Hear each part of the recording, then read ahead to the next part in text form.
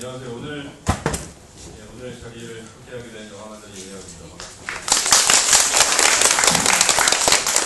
저는 영화 끝났는데 다들 너무 우르르 몰려나가시길래 관객과에 대한 보호하셔야 되는데 어떡하나 지적일 뻔했어요. 어떻게 하는지 몰랐네요.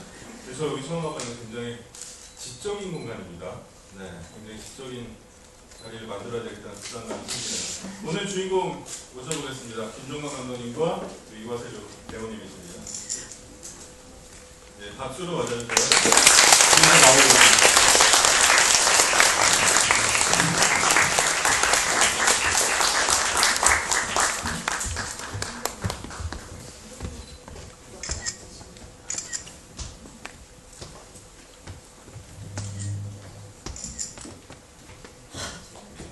다시 한번 박수.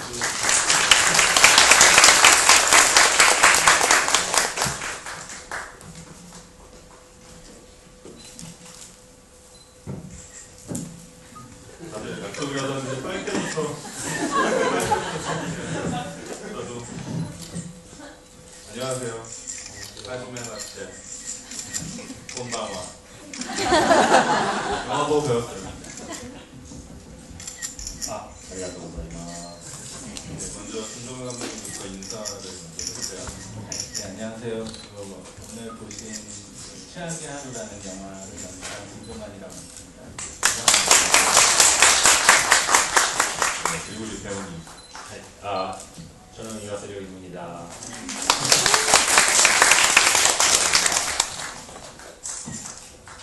네, 안녕하세요. 수행시마시다. 네, 작품에 출연했습니다. 네, 그렇군요. 네, 사실 오늘 그 배우님이 함께 하신다고 해서 굉장히 좀 부담을 갖고 있었는데 막상 또 뵈니까 정말 너무 꽃미남이셔서 긴장이 되네요. 그 영화 일단 너무 재밌게 봤어요. 저 오늘 영화 저도 오늘 처음 봤거든요. 사실 저는 김종관 감독 다른 시나리오 같은 거 쓰면 읽어보고 했었는데 이거는 정말 아무것도 모르는 상태에서 그냥 오늘 딱 봤는데 왠지 이렇게 이게 오지랖인데 뭔가 이렇게 막 형 된 입장에서 아버지 된 입장에서 여러 가지 막 긴장된 마음으로 보다가 한 영화 한 10분 지나니까 너무 재미있어서 그냥 저도 흔쾌히 즐기면서 봤습니다. 아마도 제가 여태까지 봤던 김종관 감독 영화들 중에 단편, 또 뭐 사진, 또 에세이집, 뭐 글, 뭐 여러 가지를 바꿔가면서 가장 재미있게 본 그동안 약간 재미있었다는 말에 조금의 연기가 필요했다면 오늘 진짜 흔쾌히 너무 재미있게 본 영화였어요. 진짜 너무 재밌었고 일단 많은 이야기들을 하고 싶은데 제일 먼저 궁금한 건 이 이야기의 발상의 계기, 기색의 어떤 계기 이런 게 좀 궁금해요. 네, 제가 조금만 더 가까이라는 영화를 하고 그 다음에 이제 그것도 뭐 최악의 하루도 되게 저예산 영화인데 그것도 굉장히 저예산 영화예요. 그래서 그 저예산 영화는 감독이 되게 감당할 부분들이 많아요. 기획에서 뭐 투자나 뭐 만들어지고 이후에 이제 배급을 하고 이제 극장에 틀고 하는 것까지 들어오는 돈은 없는데 굉장히 수고가 많은 그런 일들이거든요. 그래서 이게 내가 영화로 먹고 살려면 또 이렇게 작은 영화를 할 수는 없겠다. 어떻게든 상업 영화를 해서 좀 더 뭔가 내 살 길을 모색해보자 이런 궁리가 있었어요. 그러다 보니까 영화가 뭐 시간이 또 가더라고요. 그래서 뭐 진행을 하다가 뭐 되고 안 되고 하는 시간들이 있었는데 그 사이에 뭐 제가 뭐 끝나고 나서 이주한 공간이 지금 영화의 그 배경이 되는 그런 지금 서촌이라고 말하는 그 근처거든요. 그래서 여기 옆에 계신 이혜영 감독님도 더불어 몇 년을 같이 살았어요. 같이 그 근처에서 밥도 먹고 그러다 가시고 딴 데로. 그래서 혼자 남아서 뭐 맨날 뭐 시나리오 쓴다고 나와서 이제 다른 영화들을 준비하는 그 공간이었는데 내가 나중에 뭐 계속 이렇게 영화 준비만 하다 끝날 수는 없겠다. 당장에 내가 좀 스팟하게 할 수 있는 내 주변에 있는 걸로 그러다 보니까 이제 좀 한시적인 공간, 한정적인 공간에 한시적인 시간을 다룬 영화를 하면 좀 컴팩트하게 할 수 있겠다. 뭐 그런 식으로 좀 작업을 하게 됐죠. 또 중간에 제가 이제 글 작업 같은 거를 한 적이 있었는데 이제 그런 것들이 또 좀 베이스가 되고, 그래서 제 생활의 일부들이 조금씩 가지고 와서 만든 영화입니다. 네, 일단 그 영화를 보면 굉장히 김종관스럽다라는 느낌이 굉장히 많이 드는데 그건 좀 이따 좀 더 차차히 얘기해 볼게요. 근데 일단 김종관이라는 이 감독은 워낙에 옛날부터 많은 매니아들이 거느리고 있었기 때문에 아마도 우리는 김종관스럽다라는 것에 대한 어떠한 인상을 갖고 있을 거다라고 생각되는데 이화세님은 그렇지 않았을 것 같거든요. 그래서 김종관 감독의 요번에 아마도 처음 만나서 작업을 하신 걸 텐데 지금 이 시나리오를 처음 받았을 때와 그리고 작업을 할 때 김종관이라는 감독, 이 사람에 대한 느낌을 어떤 식으로 한마디로 만약에 압축해서 표현하자면 어떤 느낌이셨을지 굉장히 궁금해요. まず、先にじゃあキム監督とお会いした時の感想としましては、最初は本当に会ったのは、本当30分ぐらいの間韓国で、ちょうどファンタジアのプロモーションで来てる時に会いたいとおっしゃってくれてお会いしたんですけども、その時からすごく、穏やかで、まずそんな場所までわざわざ来てお会いしてくれるということがとても素敵な人だなと思いました。でその後また正式に僕を呼んでくださる時にわざわざ一人で日本まで来てくださって、正式なお話をしてくださったので、すごく真摯に人と向き合う人なんだなという印象があります。 먼저 감독님 처음 뵀을 때에 대한 감상 말씀드리고 싶은데요. 처음에는 30분 정도 굉장히 짧은 만남이었어요. 제가 작년에 한여름의 판타지아 때문에 한국에 와 있었는데요. 그때 직접 감독님께서 만나보고 싶다고 말씀을 해주셔서 만나게 됐어요. 근데 굉장히 감독님을 뭐 보면 아시겠지만 굉장히 온화하고 그런 느낌을 받았거든요. 온화함이라는 느낌을 받았고요. 그때 직접 와주셔가지고 또 출연 제의를 정식으로 하실 때는 저 때문에 일본까지 직접 와주셨었어요. 그래서 굉장히 신사적이고 멋있는 분이구나 라는 느낌을 받았습니다. 잘하는구나. 영업 같은 거 굉장히. 네, 사실 좀 아까 그 김종관 감독이 서촌이란 공간에 대한 얘기를 했는데 일단 이 영화는 서촌이란 공간을 빼놓고는 이야기할 수 없을 것 같아요. 그리고 오늘 제가 낮에 이 최악의 하루의 이제 개봉 기념으로 워낙에 김종관 감독이 이제 사진을 잘 찍는 게 유명했었으니까 서촌에서 빨래들 서울이라는 그 갤러리에서 지금 전시를 하고 있어요. 14일까지 하는데 오늘 낮에 전시관에 갔다 왔거든요. 본인이 직접 큐레이션을 해서 모든 이야기를 만들었다라고. 그래서 오른쪽부터 이렇게 시계 반대 방향으로 한 바퀴를 돌면 서촌의 공간들을 쭉 담은 약간 추상화 같은 이미지의 사진들이 이어지다가 그러다 마지막에 한예일 씨와 이제 이화세 배우님의 그 투샷이 이렇게 딱. 그래서 이렇게 서촌을 약간 걷다가 이제 영화를 구상하고 그래서 드디어 영화가 만들어지고 마지막에 포스터. 그래서 이 영화 곧 개봉하는구나 어떤 하나의 회복을 이렇게 만드는데 서촌이라는 공간은 저도 한 4년 전에 이사를 가서 한 2년 정도 살았었거든요.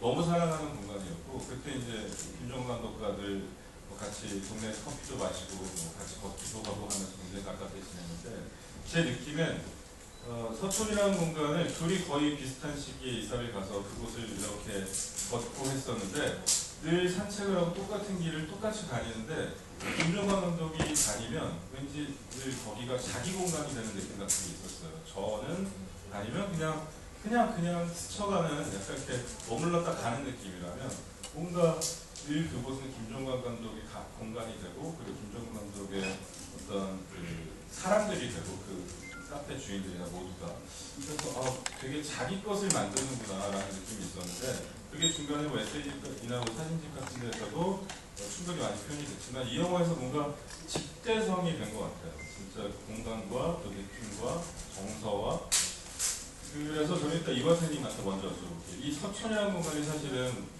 아마도 우리들에게도 굉장히 서울에 살고 있는 우리들에게도 약간 이질적인 느낌이 사실 좀 드는 곳인데 이화세님에게는 이 서촌이라는 공간이 어떤 느낌이었는지 첫인상과 그리고 또 촬영을 하면서 실제로 이제 속속들이 그곳을 봤을 때 느낌이 약간 차이가 있었을 것 같거든요. そうですね、僕も最初に来た時はやっぱりいわゆる韓国の昔の街並みっていうのを初めて見たので、なんていうんだろう、異国情緒なものをまずは感じました。ただ、その後長くいるとなんか不思議なんですけれども、全然住んだこともないし見たこともない場所なんですが、なんかある種のノスタルジックなものを感じたりとか、なぜかわからないですけど、そういう場所で、おっしゃってたようにすごく新しいものと古いものが今後一緒にある状態なので、それもすごく魅力的だなと思います。 처음에 서촌에 왔을 때는 되게 옛날 느낌이 무신 나는 거리라는 느낌이 들었어요. 그리고 굉장히 그렇기 때문에 더 이국 정서를 느낄 수 있는 동네구나라는 느낌을 받았고요. 또 그 서촌에 좀 오래 머물다 보니까 사실 제가 그 동네에 산 적도 없고 여기를 처음에 본 적도 없는 동네지만 왠지 약간 향수를 느끼게 하는 동네라는 느낌이 받았어요. 그리고 뭐 말씀하신 것처럼 서촌이라는 동네가 옛날 느낌과 현대의 느낌을 같이 가지고 있기 때문에 그런 부분이 굉장히 매력적이었습니다. 네네. 그 김종관 감독에게도 영화 찍기 전과 지금이 약간 저 서촌이랑 공간 자체가 좀 이게 굉장히 다른 느낌이었을 것 같은데, 처음에 같이 공유했을 때 그때가 우리가 서촌이란 공간을 바라볼 때 느낌이 굉장히 달랐던 거예요. 공유했던 거 어떤 것이 있었던 것 같은데, 지금은 이제 거기에 있는 거의 주민들과를 가깝고 소통하고, 또 실제로 아마도 주민 중에 한두 분 정도 출연을 하셨을 것 같은데, 할머니랄지 뭐 이런 분들, 그리고 동네 꼬마 뒷모습으로 가는 그런 꼬마 같은 경우도 제가 보기 여기저기 심은 것보다는 실제 동네 꼬마 같은 느낌이 들고, 그래서 뭔가 이렇게, 그리고 오늘 또 서촌을 한번 둘러보니까 가는 곳곳마다 최악의 하루의 포스터나 뭐 컵 받침이나 뭐 컵 슬리브나 이런 것들 정말 많이 놓여 있더라고요. 진짜 온 동네가 함께 약간 동네 잔치 하듯이 영화를 함께 하고 마음을 보태고, 그리고 개봉을 막 응원하는 느낌 같은 게 굉장히 훈훈한 느낌이었거든요. 그래서 그때 영화를 만들기 전과 그리고 그때 산책을 하면서 책을 쓸 때와 영화를 찍고 나서 지금과 이 서촌이라는 어떤 이 개념이나 이런 것들이 좀 달라진 게 좀 있지 않을까요? 혹은 깨닫게 된 거랄지? 네, 제가 일단은 이 영화의 이제 주 로케지가 지금 이제 서촌이라고 말하는 경복궁 일대하고, 그리고 그 남산 산책로가 이제 딱 두 공간만 나오는데, 처음에 말씀드렸던 것처럼 일단은 컴팩트한 영화를 만들겠다라는 생각이 한정적인 공간이나 시간을 이용을 하자. 그리고 제가 이제 그 당시, 그러니까 저는 항상 뭐 이 공간에 산 거는 한 5년 정도 되는데, 그 전에 제가 이문동 쪽에 살았어요. 그래서 거기에서는 제가 이문동에서 영화를 많이 찍었어요. 네. 주로 사는 동네 많이 활용하는, 이용해 먹는. 네, 기본적으로 사는 동네에 대한 게 있는데, 또 이제 제가 이제 공간에 대해서 항상 생각들이 많아요. 근데 이제 어릴 때 살던 공간에 대한 것들이 또 인상이 다르고, 또 뭔가 제가 20대에 살았던 공간의 느낌이 다르고, 여기는 제가 어쨌든 30대 후반과 40대를 지나면서 산 공간의 느낌이 다르고, 여기에 대한 인상이 있어요.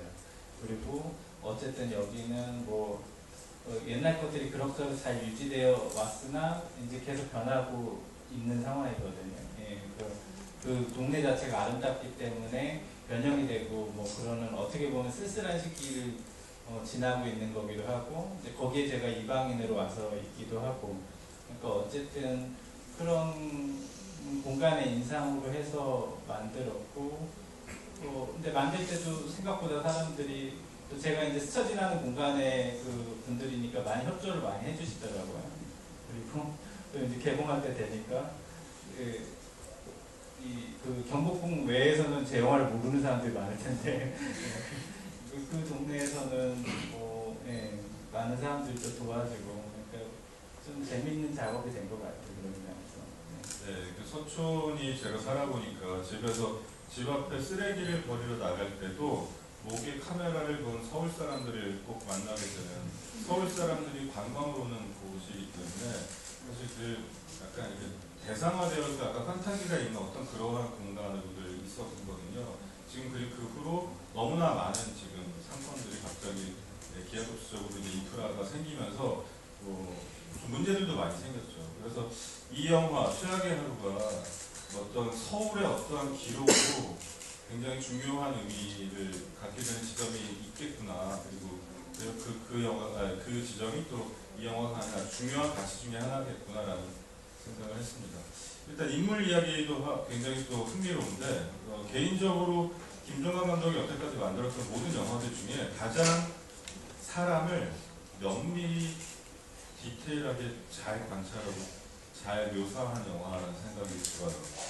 일단 이 속에 등장하는 크게 이제 남자 세 분의 캐릭터가 있는데 이 세 명의 캐릭터가 정말 남자들이 갖고 있는 그 찌질함과 어떤 그 병신미의 정말 그 코어를 정말 명확하게 제대로 잘 주시하고 잘 표현해냈다는 느낌이 들거든요.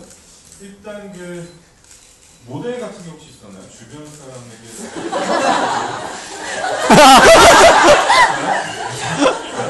저는 출판사 사장 아니었을까요? 왠지 보면 약간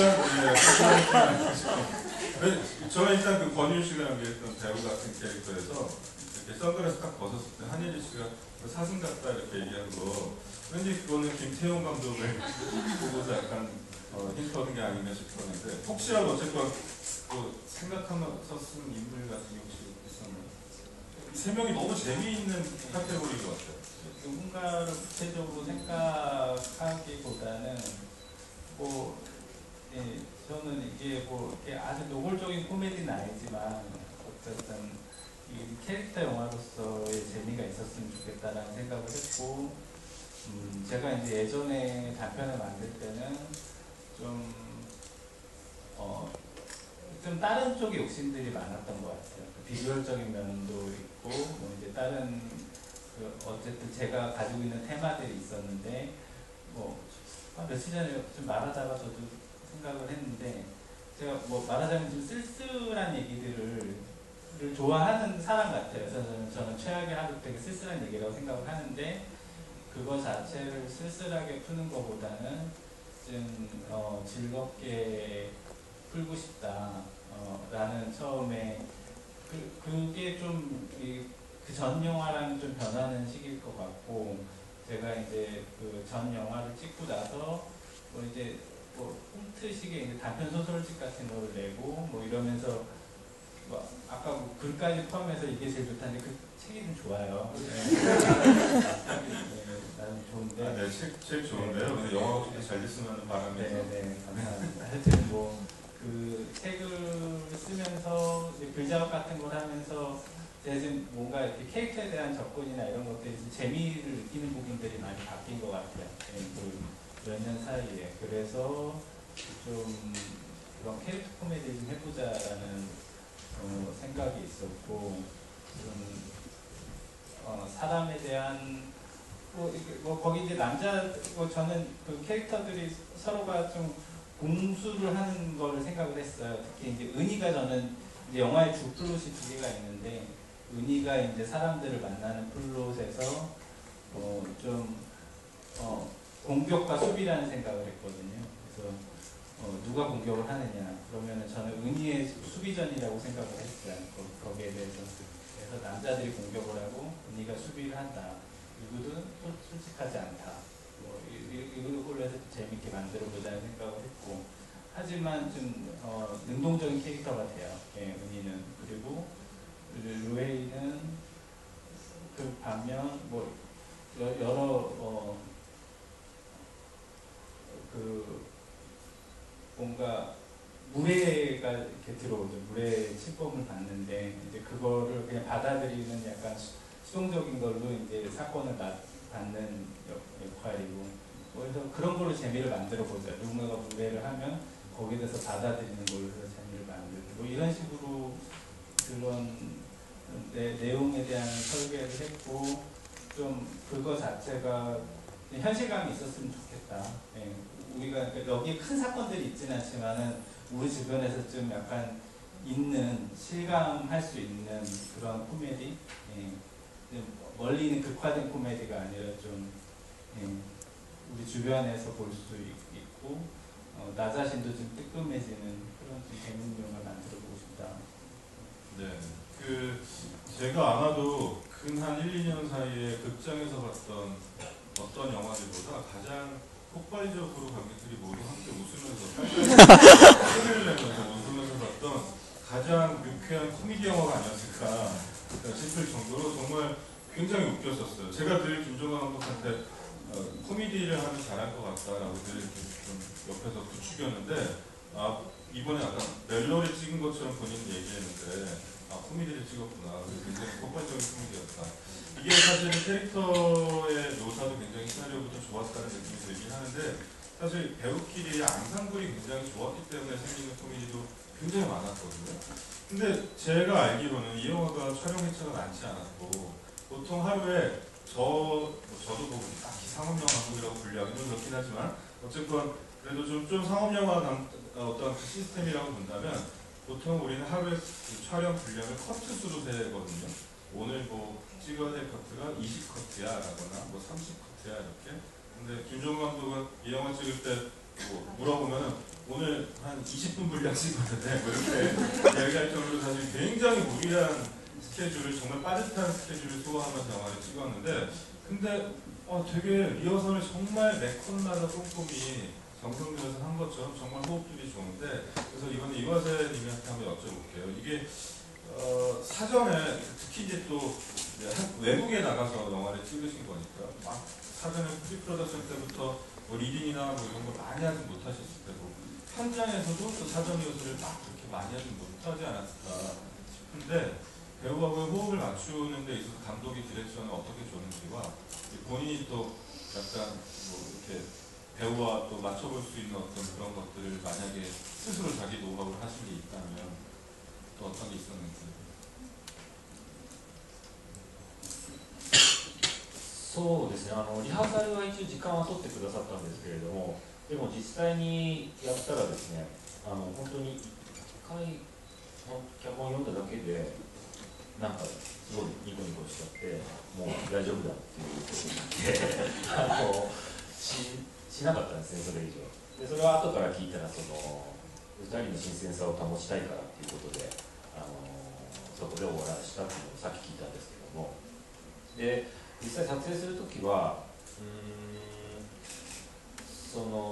設定がですね結構そもそも仲良しな設定じゃないわけで、最初に僕はウニとばっかり話す役だったので、もともと知らない人から始まる役だったので、実はその時間のなさみたいなのがうまい方に転がったのかな。あんまり練習をしないでやることが逆にその新鮮さを保つきっかけになったんじゃないかなという気もしています。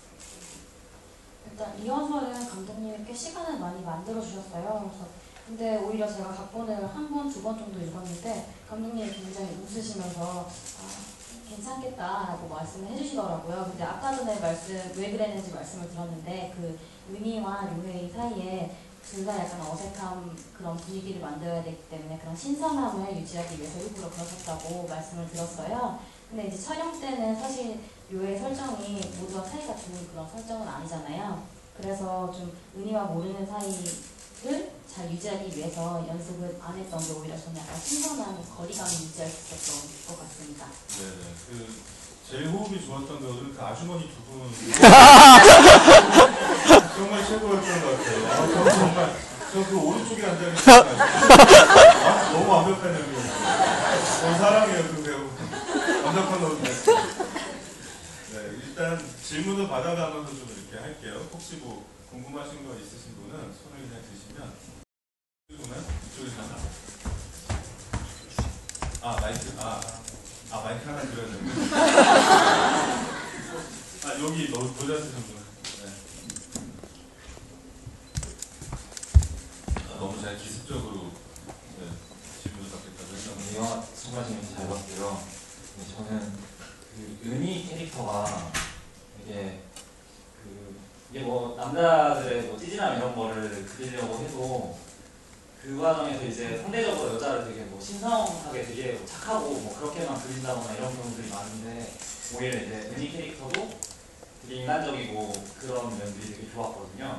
네, 그런 부분이 되게 좋았는데 제가 기억하는 게 맞으면 한예리 배우도 무용을 했었다고 들었던 것 같은데 그 되게 캐릭터나 이런 게 배우랑 너무 다 잘 맞아서 혹시 뭐 처음부터 이 시나리오나 이런 거 구상하실 때부터 생각해 두신 배우들을 캐스팅을 하셨는지 아니면 뭐 이렇게 또 배우들 때문에 뭐 좀 즉흥적으로 고치시거나 찍으시면서 이렇게 배우에게 맞춘 설정이나 대사 이런 게 있었는지 그런 부분이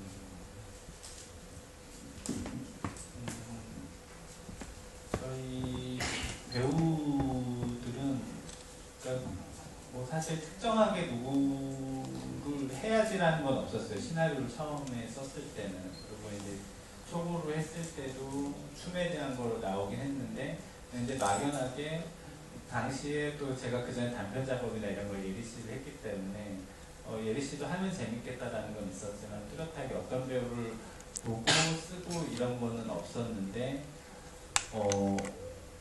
어쨌든 절묘하게 좀 잘 맞은 결과가 있고 제가 이거는 그런 저격의 캐스팅을 하기 위해서 많은 노력을 했어요. 예, 그래서 은희 역은 뭐 어쨌든 저는 은희가 되게 재미있는 캐릭터거든요. 뭐 위기대처 능력이 뛰어나고 굉장히 열심히 살고 예. 근데 이제 어쨌든 거짓말을 좀 하긴 하는데 그런 캐릭터를 좀 밝은 에너지가 가진 사람이 하면 약간 1차원적인 느낌이 있을 것 같았어요. 그래서 좀 차분한 어감을 가지고 있는 한예리 배우가 하면 좀 더 그런 이중적인 모습들, 그리고 저는 여기에 키가 되는 은희가 가진 성격에 대한 거를 처음에 제가 이제 사람들 관계마다 성격이 조금씩 바뀌는 건데 그거는 보편적으로 제가 또 저도 그렇고 많은 사람들이 가지고 있는 성격이라고 생각을 하거든요. 관계에 따라 성격들이 내가 형성을 다르게 하는데 그것들이 나중에 내가 이쪽 사람하고 관계 형성을 다르게 한 거랑 이쪽 사람이랑 관계 형성을 다르게 했는데 세 사람이 모이면 내가 어떻게 대처를 해야 될까. 그러니까 이제 그런 부분에 대한 걸 할 때 예리 씨가 하면은 되게 그거를 재미있게 할 수 있겠다. 그리고 뭐 또 다른 캐스팅에 대한 것도 마저 말씀을 드리자면 이와세르에 대한 거는 저는 그러니까 처음에는 좀 더 료헤이도 다른 남자들과 같이 모순이 있는 남자였어요. 제가 처음에 시나리오를 했을 때는. 근데 이와세르를 만나고 나서는 이 사람은 멀쩡하게 만들자. 그런 어떤 되게 좋은 느낌. 근데 이게 뭔가 뭐 그런 느낌을 받았어요. 그래서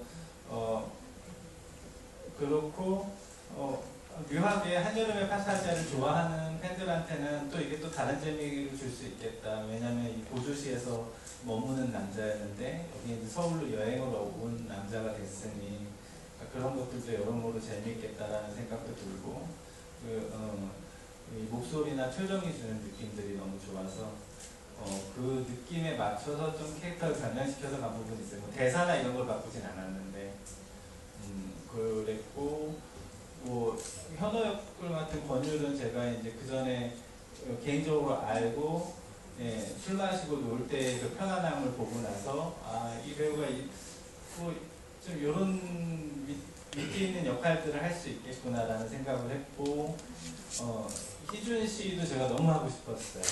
너무 하고 싶었는데 제가 개인적으로 연이 닿진 않아서 굉장히 노력했습니다. 근데 그 배우도 시나리오 마음에 이게 내 거다라는 느낌을 받았나 봐요. 그래서 하겠다고 했는데 시간이 안 나서 정말 어렵게 서로 막 근데 어떻게든 이제 의지는 있으니까 겨우겨우 이제 포지션을 만들어가지고 그렇게 됐고 또 그런 과정들이 또 재미있는 거는 예리 씨가 권율이나 아니면 이준하고는 전부터 관계들이 있고 많은 작업을 해왔어요.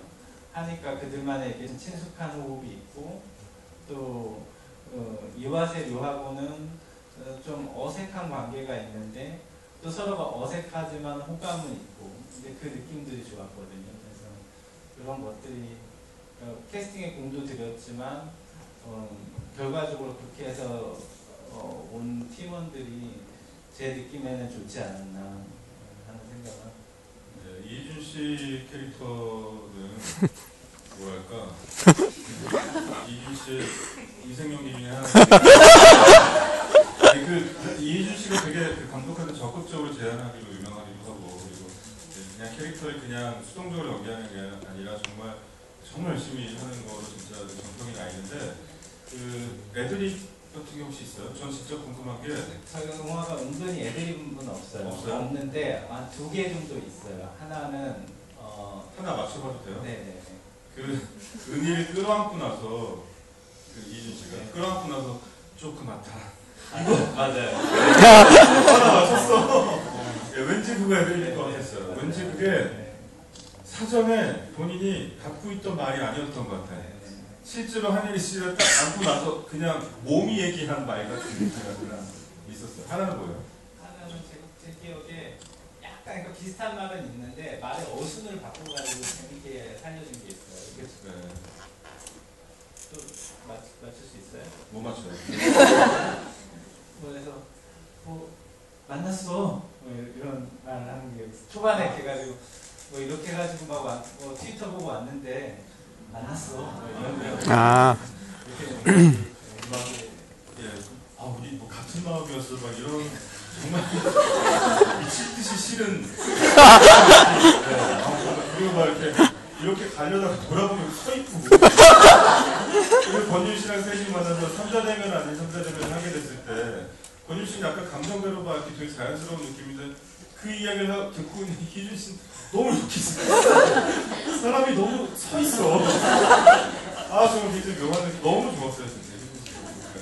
근데 사실 그 료님 같은 경우는 이 두 배우에 비해서 사실 약간 뭐랄까 좀 전지적인 시점을 갖고 있는 캐릭터 같기도 하고, 그리고 때로는 또 뒤에 은희하고 함께 둘이 걸어갈 때 갑자기 사실 한국 사람들은 전혀 알아들을 수 없는 일본의 어떤 시 비슷한 어떤 것을 읽기도 하고, 약간 어떻게 보면 선문답을 하는 좀 감정을 직접적으로 대변하는 인물 같기도 하고, 굉장히 좀 현실적인 것과 여러 가지 안에서 복합적인 느낌이 좀 있어서 표현하기 조금 어렵지 않았을까, 고민이 약간 좀 있지 않았을까 생각이 좀 들거든요.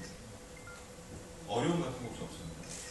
そうですね、ただいつも監督に言われてたことがあって、それが、普段のあなたでいてくださいっていうのを結構何度も言われたんですね。で逆になんかそれをやればうまくヒットするっていうふうに自分でも信じられたので、まずはそれを集中してやるようにしました。 일단 감독님이 항상 말씀하시는 게 있었어요. 그냥 너는 평소에 네 모습 그대로 있으면 돼. 너 모습 그대로 연기하면 되라는 말씀을 몇 번이고 많이 하셨거든요. 그래서 저도 그냥 그렇게 스스로의 모습을 그대로 연기하는 거에 약간 집중하면서 연기를 했습니다.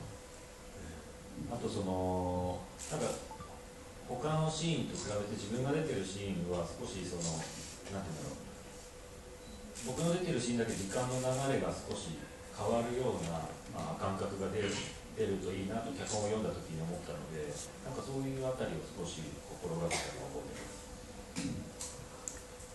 또 한 가지는 다른 분들이 나오는 씬에 비해서 제가 나온 장면은 약간 제가 각본을 읽으면서 내가 나온 장면은 좀 시간의 흐름이 다르다는 느낌을 받으셨으면 좋겠다, 그런 게 잘 표현됐으면 좋겠다고 생각했거든요. 그래서 그런 부분에 좀 집중하면서 연기했던 것 같습니다. 네네. 근데 배우한테 너는 연기 안 해도 내가 거기 그대로 있습니다. 내가 너를 캐릭터를 만들어줄게. 정말 명감독 같은 이야기. 배우한테 나는 그 배우한테 야 너 이런 거 안 돼? 이런 거 안 돼? 떼쓰면서 영화를 만들었었는데 이거 배워야겠습니다. 근데 제가 뭐 다른 배우들도 그렇고 이제 실제로 사전에 이제 이야기에서 조율이 되고 현장에서 디렉팅을 많이 하지는 않았어요. 그리고 그럴 만한 시간적 여력이 없었고, 그러니까 뭐 처음에 말씀드렸던 것처럼 어쨌든 저격의 캐스팅을 하는 게 중요했고, 이화세로는 제가 저한테는 연기하는 게 뭔가 물이 흐르는 것 같은 느낌이 있어요. 그냥 자연스럽게 흐르는 대로 이렇게 가면서 생기는 느낌들이 있어서 그 느낌들이 연기에서도 드러나고 뭐 그렇기 때문에 크게 좀 디렉션을 할 필요가 없었던. 네. 자, 다음 또 질문 하나 받아볼게요. 여기 그건 앞에서 기자분이신가요? 영어를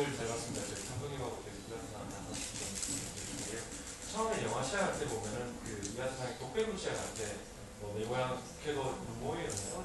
그 대사가 나오는데요. 그게 왜 들어가는지 하고 그 중간에 보면 이화세상 부분 같은 거 아까 말씀하셨는데 그 중간에 이자 부분이 있다가 없어지는 좀 판타지가 있었거든요. 그 두 가지 설정이 왜 어떻게 들어가는지 좀 여쭤보시고 이화세상 같은 경우에는 사실 그 한예리사 한예리사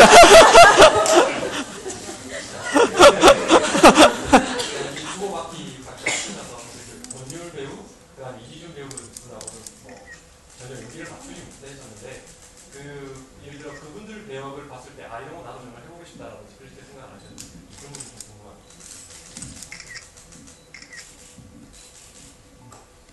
뭐 일단 그 두 가지가 연결돼서 기능이 하나 있는 게 그 두 가지만 빼면은 어쨌든 은희의 축으로 가는 영화에 가까운 것 같아요. 은희가 하루 동안의 경력 이야기가 되는데 그거 자체 이제 그 또 이제 서브 플롯처럼 있는 그 묘해이의 이야기가 그 두 가지가 되면서 약간의 이야기 경계를 허물어뜨리는 효과를 주거든요. 그래서 일단은 그거를 위해서 했던 장치고, 그리고 처음에 나레이션을 설명을 하려면은 그러니까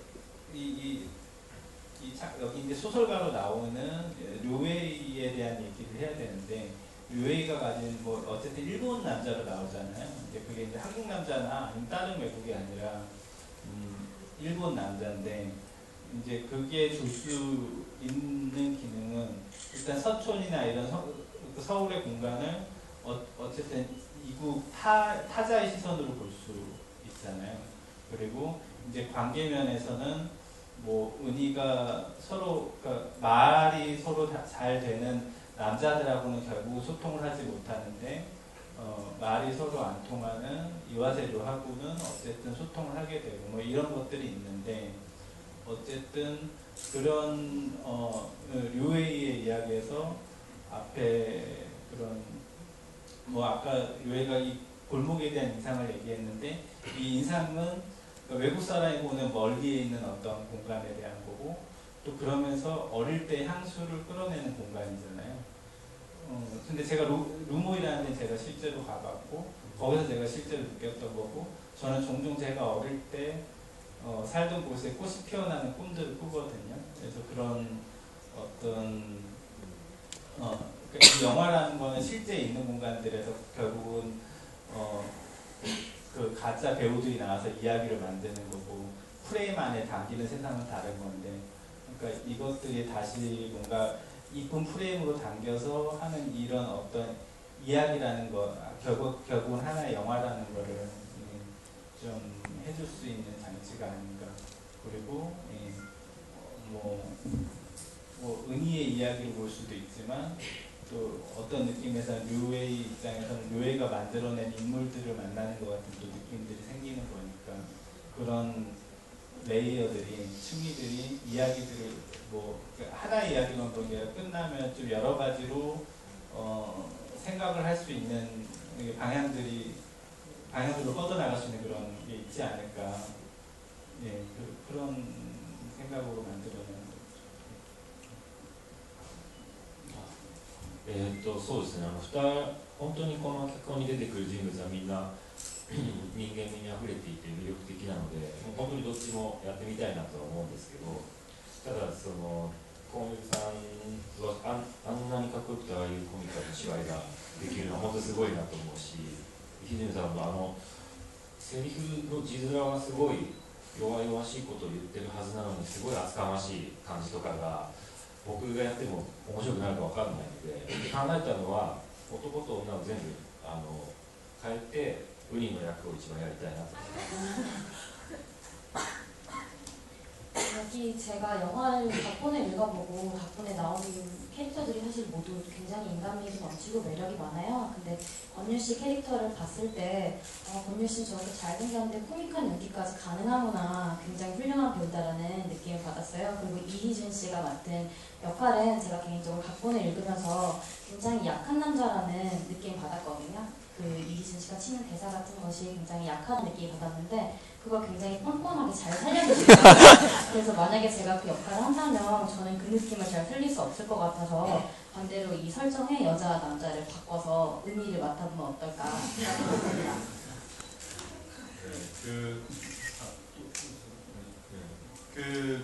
아까 방금 이야기했던 것 중에 그러니까 뭔가 이렇게 영화 시작하면 영화 액자식 구성인 것처럼 시작이 되는데 이게 묘하게 약간 이렇게 어긋나서 다른 지점에서 만나게 되어 있죠. 저는 그 묘헤이 캐릭터가 갖고 가는 어떠한 액자이면서도 액자가 아니고 전지적이면서도 또 1인칭이기도 하고 굉장히 복잡하다는 그 구성이 이 영화의 어떠한 특별한 가치를 발생시키는 지점이 아닐까 싶거든요. 보다가 마지막에 저는 은희에게 마지막에 그 본인이 생각한 해피엔딩에 관련된 구상하게 된 소설을 이렇게 설명할 때 뭔가 아주 묘한 느낌의 어떤 위안 같은 게 있었던 것 같아요. 요즘 이세돌 씨가 광고하면서 괜찮아서 잘하고 있어가지고 약간 그런 비슷한 어떠한 위안이 그 안에 있지 않았을까라는 느낌이 들면서 꽤 놀라운 엔딩이었다고 생각해요. 굉장히 훌륭한 엔딩이었다고 생각해요. 또 질문 있으신 분 계신데 저 이완태 교수한테 질문인데요. 작년에 GV 때 뵙고 또 이렇게 해서 너무 반갑고요. 그리고 한여름의 판타지아에서도 이제 결국에는 김태덕 씨하고 이렇게 우연히 만나갖고 이렇게 싸움을 타시게 되는 그런 캐릭터를 내시고 이 지금 최악의 아라에서도 지금 한예리 씨하고 우연하게 만나고 이렇게 어떻게 보면 또 썸을 타는 이렇게 딱 거의 비슷한 캐릭터잖아요. 그리고 한국에 굉장히 흥미로운 것 중에 하나가 한국에 지금 일본 대중영화에서도 지금 이와테루 씨가 출연을 하고 계시고 그런데 한국 국민영화에 2년 연속으로 이렇게 계속 이렇게 캐스팅에 응해 주시는 것도 굉장히 궁금하고 그리고 앞으로 한국 영화에 또 캐스팅 되시면은 어떤 캐릭터를 이렇게 희망하시는 혹시 캐릭터가 있으신지 그게 궁금하고 그리고 김종건 감독님한테 여쭤볼 거는 영화 중간에요 이제 그 기자님이 이렇게 그게 사라지는 건지 어떻게 되는 건지 그게 좀 묘하게 붕 떠버리잖아요. 그 부분에 대해서 좀 여쭤보고 싶어요. はい、ですね、なんだっけ、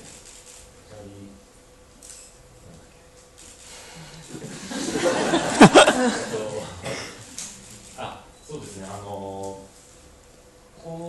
う、なんでしょう、僕、とりあえず、韓国の映画には、もし機会があれば、また出たいと思いますし、どういう役がやりたいかというと、あまり一つのキャラクターに縛られたくないなと思うので、今までやったことのないような役、よく僕はヤクザの役をやりたいと言うんですけど、いつも似合わないと言われるんですけども、そういうなんかちょっといつもやるものとは、違うものをやりたいなと思います。 일단은 한국 영화에 다 출연할 수 있는 기회가 생긴다면은 물론 꼭 출연하고 싶고요. 저는 하나의 역할에 좀 얽매이고 싶진 않아요. 그래서 안 해본 역할, 예를 들면 야쿠자 같은 좀 나쁜 역할을 하고 싶고요. 물론 제가 이렇게 얘기하면 모든 분들께서 너랑은 안 어울려라는 말씀을 하시는데요. 그래서 한번 안 해본 캐릭터를 연기해보고 싶다는 소망은 있습니다. あとは出演するきっかけになったのは本当にさっきも少し話したんですけど、監督のそのわざわざ日本に来てくれるほどの熱意と、あと脚本はもちろん非常に魅力的だったということが大きくありました。 그리고 이 영화에 출연하게 된 계기는 아까 살짝 말씀드렸던 것 같은데 감독님이 일본까지 일부러 와주시는 그런 열성과 성의를 굉장히 느꼈고 또 감독의 대한 매력도 충분히 느꼈기 때문에 출연하게 되었습니다. 네, 이제 중간에 그 에디터로 나온 그 캐릭터 이름이 이제 현경인데요. 그 현경이 그러니까 이거는 뭐 좀 전에도 얘기했지만 앞에 나레이션도 그렇고 그래서 현경이나 아니면 은희도 또한 그러니까 그들의 그냥 실제한 그들의 그러니까 은희의 스토리텔링이 될 수도 있지만 또 그 묘헤이가 만들어낸 인물 같은 느낌도 좀 있잖아요. 은희도 그렇고 어쩌면 현경도 그렇고 그래서 이제 그런 여기에 이게 약간의 이질적인 요소긴 하지만은 그렇게 한번 흐트러트림으로써 해서 어쩌면은 이 제가 여기서 이제 주로 하고자 하는 거는 그러니까 뭐 뭔가 농담처럼 뭐 되게 진심이 진실될 수가 있어요. 막 이런 이상한 말들이 나오는데 그런 뭔가 그 어떤 사실과 진실과 거짓말과 또 이런 키로 해가지고 뭔가 만드는 창작에 대한 이야기들이나 이런 것들에 대한 걸로 나중에는 그들의 그냥 이야기 자체가 또 확장될 수 있는 뭔가의 그런 계기를 만들어주는 장치이기 때문에 조금 이게 상업 영화라면은 도저히 아마 넣을 수 없는 장치겠지만 제가 어쨌든 이 영화의 그런 좀 색깔을 넣고 싶어서 만든 장면입니다. 예, 개인적으로 좀 궁금했던 건 그 에디터와 요헤이가 처음으로 이렇게 인터뷰 처음에 할 때 느낌이 굉장히 뭔가 이렇게 좀 섹슈얼한 긴장감 같은 게 너무 강하게 느껴졌거든요. 뭔가 내세적이고 그래서 뭔가 이렇게 빵 하고 벌어질 것 같아요. 그래서 그때 생각해서 이게 등급이 몇 세 이상 내가 어디까지 생각을 해야 되는 거지? 어디까지 준비를 해야 되지? 이러면서 약간 그런 느낌이 있었던 건 사실인 것 같은데 의도를 한 거죠. 네, 그리고 사실은 약간 그런 섹슈얼한 에디터가 나오는 거는 원래 이제 요헤이 자체도 빅템을 보여주는 설정이 있었거든요. 이제 거기에서 이제 그러니까 그런 것 때문에 또 이제 뭐 그러니까 현경이란 인물이 가지고 있는 여러 가지 의미들이 있지만 또 이제 거기에 둘 간의 그런 약간의 긴장감 같은 거 나오는 거는 이제 나중에 그거를 위해서였는데 제가 찍다가 판단을 했어요. 멀쩡하게 내버려 두자 이런 생각을 해서 거기에 대한 부분들은 성적인 긴장감으로 하는 부분은 그냥 그 정도에서만 내버려 뒀죠. 네, 그 류님한테 갑자기 여쭤볼게요. 그 현경이라는 그 에디터를 연기한 그 유선 씨가 아니죠. 유화 씨. 네, 그 비밀은 없다. 네, 비밀은 없다에서 그 임상도 네. 선생님으로 나오셨던 분인데 그 유화 씨의 일본어 실력은 어떤가요? 발음이 어땠어요? 정말 유학 갔다 온 사람 같았어요? いや、そうですね、設定は似合ってたと思います。いっぱいすごい撮影中も練習してましたし、なんだろう、ちゃんと言葉も間違ってないので、なんだろう、日本人が怒るような感じではないです。 설정 자체는 굉장히 어울렸던 것 같아요. 굉장히 촬영장에서도 연습을 많이 하시더라고요. 근데 일단 말씀하시는 단어도 틀린 거 하나도 없고 일본 사람이 들으면서 화낼 정도의 시간이 화가 날 정도 아니었구나. 알겠습니다. 어느 정도인지 궁금하더라고요. 굉장히 사실 예쁘시고 또 굉장히 또 이렇게 섹시한 느낌으로 약간 저음으로 비음도 섞여 있고 이런 느낌으로 하시는데 만약에 저렇게 많아 보이는 저 발음이 우리나라로 치면 뭐 그럼이 있어서 제가 시킬 거면 웃기지 않을까라는 생각이 들어서 그러니까 우리 경상학교 사다리 소녀들에도 일본말 그렇죠. 네, 많이 나오죠. 네, 다음 질문 네, 여기 드릴게요. 직각으로 소리냈어요. 수직으로 들고 계십니다.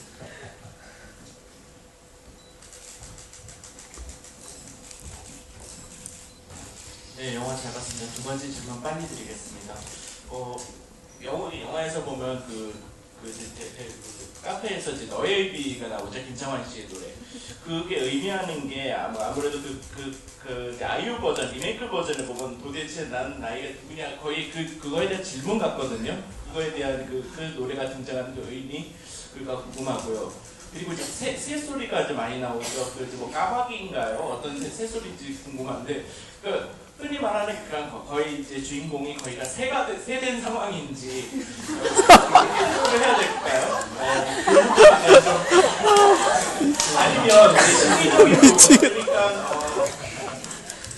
시기적으로 문제가 생겼으니까 이제 그 부분에 대한 추잡한 심정을 아마 이제 그런 이제 새 효과나 그런 걸로 낸 게 아닌가 그런 생각도 들었습니다. 두 가지에 대한 답변 부탁드리겠습니다. 재미있는 문제인데 그 까마귀 소리는 실제로 이렇게 둘이 키스 씬을 할 때 동시 사운드예요. 네, 실제로 좋은 때 그걸 했는데 까마귀가 너무 그 장면이 좋은데 까마귀 소리가 갑자기 둘이 키스를 하는데 들어갔어요. 그래서 그거를 재밌다 그냥 넣자 해가지고 넣었는데 이제 어쨌든 우리 사운드 디자이너가 그 거기에 대한 이제 까마귀를 그 문철 캐릭터의 테마로 잡아가지고 그래서 리싱 때 그거를 만들어 주셨는데 재미있더라고요. 그런 위트들이 좋았고 음악에 대한 부분은 뭐 이걸 얘기하면 또 이제 약간 다른 얘기가 있자면 은희가 만나는 현호와 문철은 그러니까 이거는 하루 안에 벌어지는 일이기도 하지만 뭐 한 사람이 만날 수 있는 어떻게 보면은 시기적으로 서로 다른 때 두 타입의 남자 같다는 생각도 있거든요.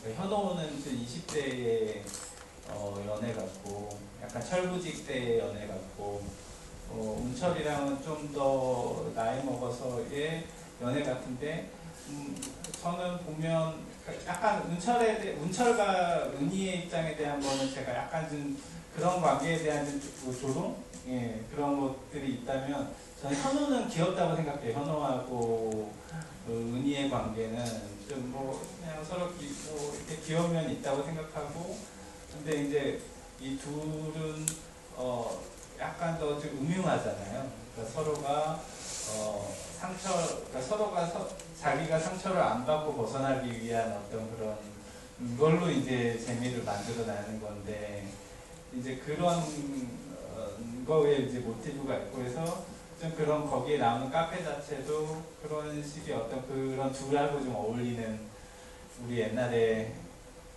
우리가 뭐 일산백마역에 있는 이상 카페 같은 느낌.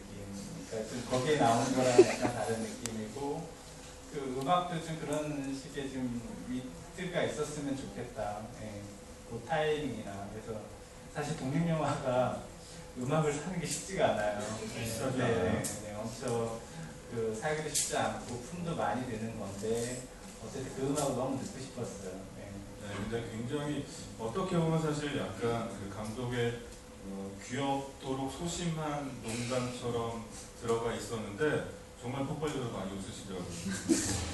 김종관 성공했구나. 네, 뿌듯했습니다. 시간상 마지막 한 분 질문 받으면 아마 대충 마무리해야 될 것 같아요. 저쪽, 네, 그분 드릴게요. 네. 영화 너무 잘 봤고요. 제가 전주국제영화제에서도 이 영화를 봤었는데 그때는 제목이 최악의 여자였어요. 근데 바뀐 이유가 어떤 오해학이 있었는지 이런 제목에 대해서 감독님은 두 제목에 대해서 어떤 생각을 하고 계시는지 궁금합니다. 네, 외압이 있었고요. 제가 이제 최악의 여자라는 제목은 근데 그건 있었어요. 그러니까 이 영화가 이제 보고 나면 그러니까 보기 전에는 이게 좀 훅이 있고 이게 왜 이 여자가 최악의 여자지? 근데 이렇게 보고 나면 뭐 여기서는 뭐 현호나 그러니까 약간 어떤 남자들한테는 뭐 최악의 여자가 될 수도 있지만은 어쨌든 최악의 상황에 놓인 여자이고 사실은 최악의 여자가 아니라는 단어적인 거. 그리고 저는 이 영화에서 보면은 약간의 위기들이 있긴 하지만 이게 멀리 봤을 때 인생의 궤적에서 크게 타격이 있는 내용은 아니거든요. 이 여자 인생에 있어서 아주 큰 오점이 될 만한 사건은 아니라고 생각해요. 예. 뭐 그러기 때문에 이게 사실은 최악의 상황도 지나가 버리면 아닌 거거든요. 그래서 이제 하지만 뭐 이게 그런 후킹이 있겠다라는 거가 있지만 어쨌든 이게 오픈될 때 이제 여기에 대한 선입견이 좀 나쁘게 자리 잡힐 우려가 있다 이런 말들이 있었고 저도 그런 거를 바라지는 않으니까 그러면 뭐 최악의 하루로 해서 하자 뭐 이렇게 저는 사실 그 시나리오도 모르고 전혀 아무것도 정보가 없는 상태에서 최악의 여자라는 제목을 굉장히 응원했어요. 그래서 감독한테 절대 굴하지 마라, 버텨라 라고 이야기했는데 근데 영화를 보고 나니까 전 최악의 하루가 훨씬 좋은 제목인 것 같아요. 일단 마케팅적으로도 뭔가 명확한 느낌이 분명히 있는데 좀 아까 제가 말씀드렸던 엔딩에서 이 료헤이가 설명하는 어떠한 해피엔딩을 은희에게 상상해봐라라고 이제 관객들에게 이제 던져주는 그때 위안이라고 아까 제가 표현을 했는데 정말 많은 사람들, 특히 젊은 사람들이 굉장히 지쳐있던 어떨 때 늘 사실은 젊은 사람들은 특히나 대한민국에서 하루하루를 살아간다는 건 매일매일 오늘이 어제보다 더 최악인 하루를 버텨야 한다는 의미인데 그때 마지막에 저 뒤에 지금 누가 어떻게 걸어올지 모르고 뭐가 기다릴지 모르지만 믿어라 이것은 해피엔딩이다 라고 말을 하는 그것이 이세돌의 아까 제가 이세돌 씨가 너 잘하고 있어 너 잘하고 있는 거야 라고 말을 해주는 어떠한 것, 그 위안의 어떤 것이 이 최악의 하루 끝에 온 어떤 보상처럼 여겨질 수 있는 그래서 이 영화의 엔딩에서 마련해준 감독의 여러 가지의 그 희망의 어떤 정서가 정말 잘 닿을 수 있는 제목이라는 생각이 들어서 그래서 네, 훌륭한 제목이라고 믿습니다. 예, 그 제가 진행자의 권한으로 마지막 질문 하나 더 받을게요. 묘님한테 질문하실 분. 네, 거기 뒤에. 감사합니다.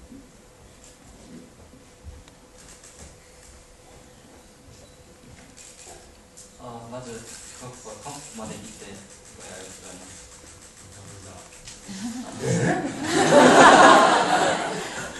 한국에 와주셔서 감사합니다. 왜 한국어를 좋은지. 그 한여름의 판타지아에서 연기했던 것과 최악의 하루에서 연기하셨던 그 느낌이 굉장히 좀 비슷한 느낌이 들긴 하는데요. 아까 말씀하셨을 때 그냥 평소에 자신으로 연기하면 되겠다라고 말씀을 하셨잖아요. 그러면 극중에서 나오는 료헤이의 모습하고 실제 그 이화산의 모습하고 어느 부분에서 굉장히 비슷한 부분이 있다라고 느끼셨는지 질문을 드리겠습니다.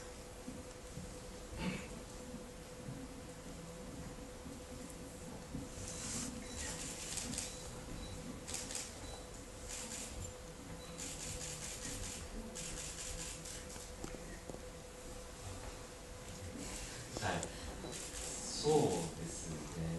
なんかやっぱり、僕の役は、日本人なんですけど、英語を話したりするじゃないですか。で、やっぱ英語を話すときに自分のその意思とか感情を言葉に乗せるのに英語に乗せるっていうのはすごく実は難しいです。で、そうすると例えばその言葉よりも先にその感情とかが体の動きとかそのリアクションに出てしまってたと思うんです。でそれはかなり普段の自分に近いものがあったんじゃないかなと映画を見ても思いました。 사실 제 영화 속에서 역할이 영어를 좀 가능한 일본인이라는 설정이잖아요. 근데 그런 의사 표현을 할 때 사실 그런 감정 같은 거 실을 때 영어 대사를 하면서 감정을 실기가 사실 굉장히 어려웠어요. 그래서 뭐 감정을 실으려고 하다 보면 말보다 먼저 몸이 움직여버리고 또 리액션 자체도 굉장히 의식을 하다 보면 제 원래 리액션 같은 게 나왔었거든요. 그런 부분에서는 좀 저랑 닮지 않았나 생각이 듭니다. 一番大変だったのはアビューバイユーバビーで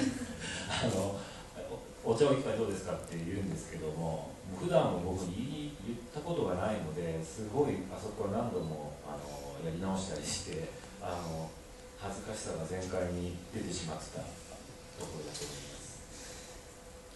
그리고 제일 어려웠던 씬은 제가 은희에게 커피를 사겠다고 말하는 씬이었어요. 사실 제가 평소에 여자분한테 그런 얘기를 해본 적이 없어서 사실 그 장면을 굉장히 많이 찍었어요. 그래서 그 장면에 제가 부끄러운 모습이 잘 담겨져 있지 않나 생각합니다. 네, 되게 전 그 장면 되게 마음에 들거든요. 근데 그래서 그거 자체가 되게 이게 담백하잖아요. 네, 그거 그냥 따라갈 수밖에 없게 만드는 그런 느낌이 있어서. 네. 아 진짜 근데 너무 귀여우세요 진짜. 저는 참 평소에 이렇게 국어를 많이 하고 애국을 많이 하고 이런 캐릭터였기 때문에 예, 오늘 끝까지 긴 시간 자리해주셔서 너무 감사드리고요. 그냥 저는 좀 이런 말씀을 드리고 싶어요. 그냥 저는 이 우리나라 영화계가 관객들과 함께 좀 더 생태계가 건강해졌으면 좋겠다. 그 생태계가 건강해지려면 부산행을 천만이 보는 게 아니라 이런 영화들이 최악의 하루 같은 영화들이 정말 20만, 30만, 또 50만 이런 식의 스코어로 많이 봐주시고 많이 이야기하고 많이 회자가 돼서 IPTV에서도 한번 더 봐주시고 사실은 부산행 같은 영화가 한 편 개봉하는 것보다 최악의 하루 같은 영화가 한 10편 정도 개봉하는 게 훨씬 더 건강한 생태계를 만들 수 있습니다. 물론 저는 부산행의 굉장한 팬입니다.